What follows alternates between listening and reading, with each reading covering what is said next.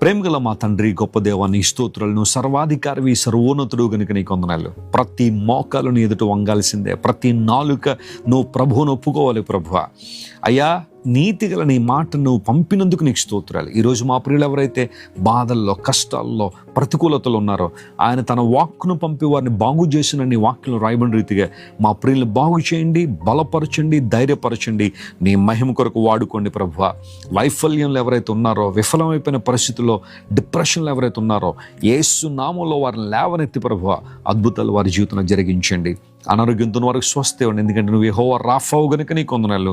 నాయన బలమైన కార్యాలు మా ప్రియులందరి జీవితంలో జరిగించి వాగ్దాన సందేశం ద్వారా కుటుంబాలను, వ్యక్తిగత జీవితాలను బలపరచమని కోరుకుంటూ యేసుక్రీస్తు వారి దివ్య సముఖంలో ఈ మా మనవులు సమర్పించి వేడుకొనిచున్నాం తండ్రి.